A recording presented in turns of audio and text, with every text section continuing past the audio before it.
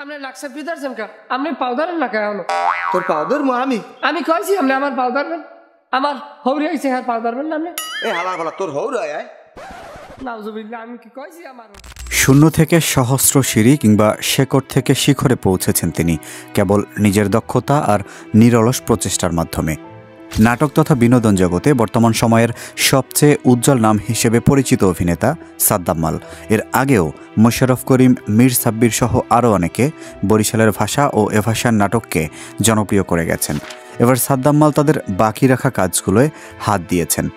বরিশালের ভাষায় নির্মাণ করছেন জাদুকরী সব নাটক, যে নাটক আপনাকে জোর করে হাসাবে না, বরং সাদ্দামের অভিনয়ে একবার ডুবে গেলে না হেসে পারে না কেউই। ছোটবেলা থেকেই সংস্কৃতিমনা ছেলেটা বড় হয়ে যে দেশব্যাপী পরিচিতি লাভ করবে এর কিছুটা হলেও আঁচ করতে পেরেছিল তার জন্মস্থান কুয়াকাটার মানুষ। তিনি তার অভিনয় গুণে দ্রুত স্থানীয় দর্শকদের মধ্যে জনপ্রিয়তা অর্জন করেছেন এবং একটি বিশাল ফ্যানবেজ গড়ে তুলতে সক্ষম হয়েছেন। ধীরে ধীরে তিনি জনপ্রিয় হচ্ছেন সারা বাংলাদেশে, এমনকি দেশের বাইরেও।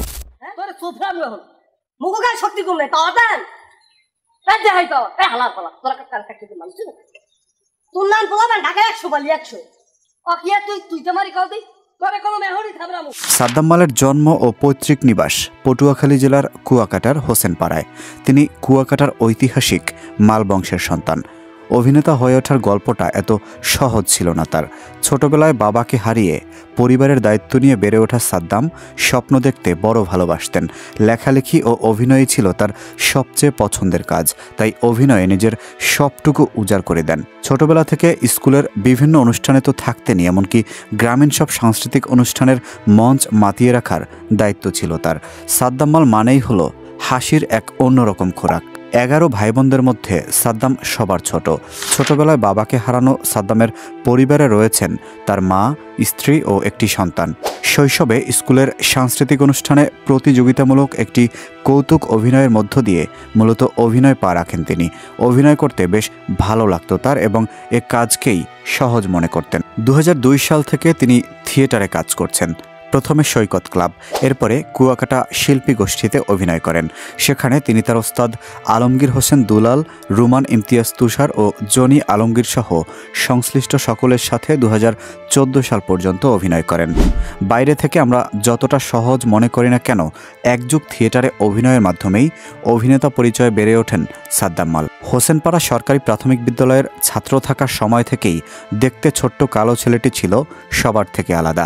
নিজের সহপাঠী, এলাকার মানুষ সবার সঙ্গে তার সাধারণ কথাবার্তাই ছিল হাস্যরসের খোরাক। স্থানীয়ভাবে কাজ করলেও তার জীবনের বড় পরিবর্তন শুরু হয় কোভিড-19-এর সময়ে আবু বকর নামে তার এক ভাতিজার পরামর্শে। এক ভাতিজা, ভাগিনা আর কয়েকজন ছোট ভাই ও স্থানীয় কয়েকজন যুবককে নিয়ে তার শুরু হয় আঞ্চলিক ভাষার কন্টেন্ট নির্মাণ কাজ। বেশ দ্রুত সময়ের মধ্যেই তার অভিনীত কন্টেন্টগুলো ব্যাপক জনপ্রিয়তা লাভ করে ফেসবুক ও ইউটিউবে। বরিশালের ভাষায় তৈরি করা এই কন্টেন্টগুলো প্রথমে বরিশালের দর্শক, এরপর ধীরে ধীরে দেশব্যাপী জনপ্রিয়তা লাভ করতে শুরু করে। সাদ্দাম মাল যে শুধু অভিনয় করেন তা নয়, ক্যামেরার পেছনেও তিনি ভালো চিত্রটা খুঁজে বের করতে পারদর্শী। গল্প লেখা, শুটিংয়ের স্থান নির্ধারণ করা সহ সংশ্লিষ্ট সব কাজেই সাদ্দাম মাল যেন একের ভিতর সব। তার এই অভিনয় জগতে শুরুর দিকে তার সহযোগী, তারই আপন ভাগিনা SM আলমাস, ভাতিজা আবু বকর আবির, সাগর ও আরিফ নামের আরও 2 ছোট ভাইসহ 8 থেকে 10 জনের একটি টিম কাজ করে। পরবর্তীতে তাদের সঙ্গে আরও অনেকে যুক্ত হয়ে কাজের সুযোগ পেয়েছেন। তার তৈরি কন্টেন্টের মধ্যে দেশব্যাপী সাড়া ফেলে ক্রিমিনাল জামাই নামের একটি কন্টেন্ট।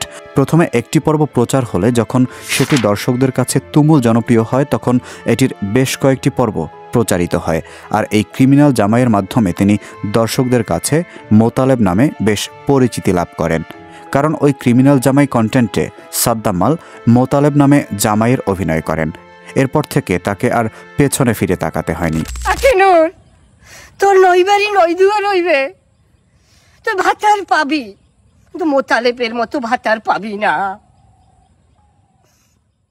কন্টেন্ট তৈরি করে পরিচিতির মাধ্যমে দেশব্যাপী সাড়া ফেললে এক পর্যায়ে ডাক পান বিভিন্ন টেলিভিশন এবং বাংলা সিনেমার অভিনয়। শাকিব খান অভিনীত বাংলা সিনেমা রাজকুমার ছাড়াও বেশ কয়েকটি বেসরকারি টেলিভিশন নাটক যেমন নিথর কোলাহল, ভাইরাল ভাই, ধারাবাহিক নাটক রসের হাড়ি বাড়াবাড়ি, হাউস হাজব্যান্ড ও ফাউল, জার্নি টু বরিশাল, লাল বাইসাইকেল, জাগরণী, ডিম, রোদ বৃষ্টির গল্প, ইলিশের গন্ধ ও মেঘনার আকাশে দুর্দান্ত অভিনয় করেন।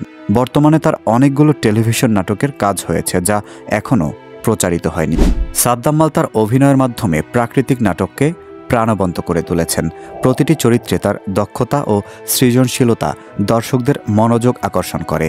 একই সাথে নাটকগুলোর মাধ্যমে তিনি সামাজিক বার্তাও পৌঁছে দিচ্ছেন। তার প্রতিভা, অভিনয় দক্ষতা আর ঐকান্তিক চেষ্টা তাকে একজন সফল শিল্পী হিসেবে প্রতিষ্ঠিত করেছে। স্থানীয় দর্শকরা তার কাজকে উৎসাহ ও সমর্থন জানাচ্ছেন এবং অনেকেই তার বড় প্রকল্পে কাজ করতে দেখার জন্য অপেক্ষায় রয়েছে। সাদ্দাম মাল কেবল একজন অভিনেতাই নন, বরং কুয়াকাটার সাংস্কৃতিক পরিচয়ের একজন গুরুত্বপূর্ণ অংশ হয়ে উঠেছেন। সাদ্দাম মাল তার নিখুঁত অভিনয়ের মাধ্যমে কুয়াকাটার সাংস্কৃতিক দৃশ্যপটকে সমৃদ্ধ করতে গুরুত্বপূর্ণ ভূমিকা পালন করছেন। তাকে উৎসাহ দিয়ে কাজে আটকে রাখার জন্য তিনি কৃতজ্ঞতা প্রকাশ করেন তার সব দর্শকদের প্রতি, তার নিজ এলাকার মানুষের প্রতি।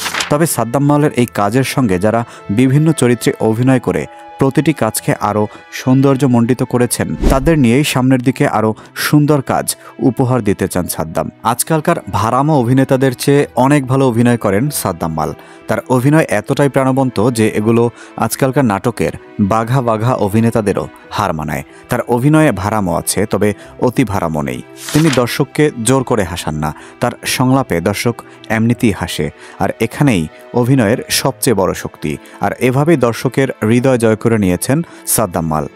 অবাক লাগে এই ভেবে যে তাকে নিয়ে এখনও তেমন আলোচনা হয় না।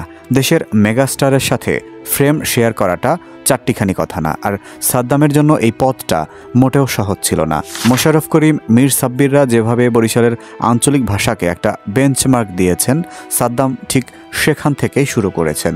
এই অভিনেতা ইতিমধ্যে নির্মাণ করেছেন প্রায় ৩ শতাধিক নাটক, কাজ করেছেন বেশ কিছু টিভি নাটক ও সিনেমায়। এই অভিনেতার উত্তরোত্তর সাফল্য কামনা করছে ইতিবৃত্ত পরিবার। ভিডিওটি ভালো লাগলে লাইক, কমেন্ট ও শেয়ার করতে ভুলবেন না। আপনি যদি এই চ্যানেলে নতুন হয়ে থাকেন তবে চ্যানেলটি সাবস্ক্রাইব করে বেল আইকনটিতে ক্লিক করুন।